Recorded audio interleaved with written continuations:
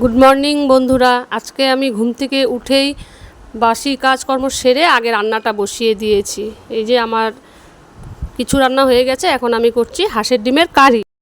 মার পরে লেগেছে আমি কাজে ডিমটাকে ভালো করে কষিয়ে নিচ্ছি, আস্তে আস্তে কষাবো। মার এটা ভাবে কষায় যে ডিমটা মশলার মধ্যে দিয়ে ভালো করে কষিয়ে তারপরে জলটা দিয়ে তারপরে ডিমটা দেয় না, আগে ডিমটা দেয়। তারপরে আমি একটুখানি এটার মধ্যে দইও অ্যাড করেছি, ওটা দেখাইনি। তো দেখো জল দিচ্ছি আর ভালো করে কষাচ্ছি, হালকা হালকা জল দিচ্ছি আর কষাচ্ছি। দেখতে খুব টেম্পটিং লাগছে। আর কার কার হাঁসের ডিম ফেভারিট তারা আমাদেরকে কমেন্ট করো। আমার তো খুব ভালো লাগে। আমার মা আবার হাঁসের ডিম খায় না, আমার মা এটার মধ্যে পোলট্রি ডিম দিয়ে দিয়েছে। আমার মা হাঁসের ডিম একদম পছন্দ করে না। তো দেখো কি সুন্দর লাগছে না দেখতে।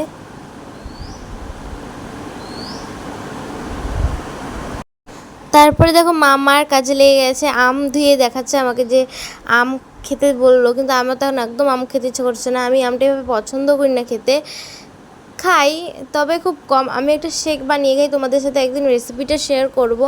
আর তোমরা যদি কোনো রান্নার রেসিপি দেখতে চাও তো তাহলে আমার ইনস্টাগ্রাম পেজ বা আমার ফেসবুক পেজ প্রিন্সিতেও দেখতে পারো। এদিকে দেখো মা বাসন মাজছে।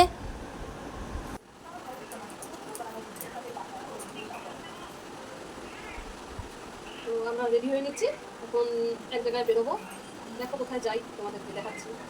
চলো দেখতে থাকো।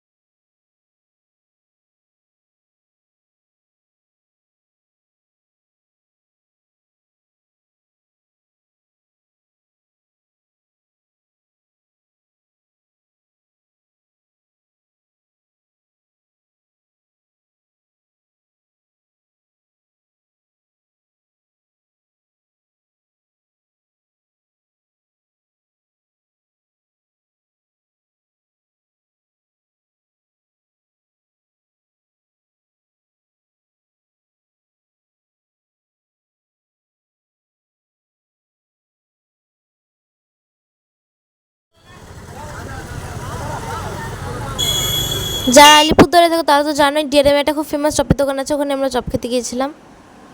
তারপর আমরা বাড়ি ফিরছিলাম, এদিক দিয়ে ডিআরএমের মাঠেও যাওয়া যায়।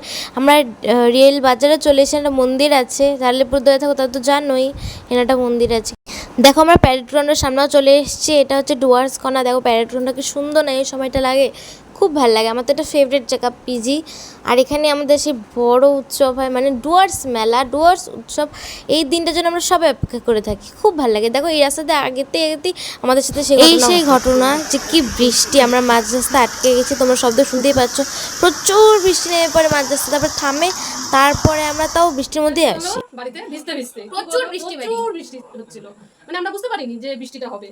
তো একটু আস্তে আস্তে এক দু ফোঁটা করে বৃষ্টি পড়তে পড়তে দেখি ঝমঝমিয়ে বৃষ্টি নেমে পড়লো। কি করবো, দাঁড়িয়ে থাকার মতনও সেরকম কোনো জায়গা ছিল না, ভিজে ভিজেই আসতে হবে। একটা জায়গায় দাঁড়িয়েছিলাম, কিন্তু ওটা এতটুকু সেটা একদমই ছোট ছিল, একদম দাঁড়ানোর মতন জায়গা হচ্ছিল না, সেরকম ভালো শেল্টারও পাইওনি। তো ওখানে ভিজে তো যাচ্ছিলাম, তো দাঁড়িয়ে থেকে তো লাভ নেই, সেজন্য আমরা ভিজে ভিজে আসলাম। তো ওকে একটা রেনকোট দিলাম, রেনকোট ছিল একটা গাড়িতে, দিলাম রেনকোটটা পরার জন্য। আর আমরা মেইন রাস্তায় যেহেতু আসি না, একটাও শেল্টার পাচ্ছিলাম না। তারপরে আমরা যেহেতু যে লোহারপুল নিচে যে একটা পুজো হয়, যারা আলিপুরদুয়ারে থাকো তারা নিশ্চয়ই জানবে, লোহারপুরে পূজার সময় একটা ছোট একটা গ্যারেজের মতো আছে, ওইখানে আমরা দাঁড়িয়েছিলাম।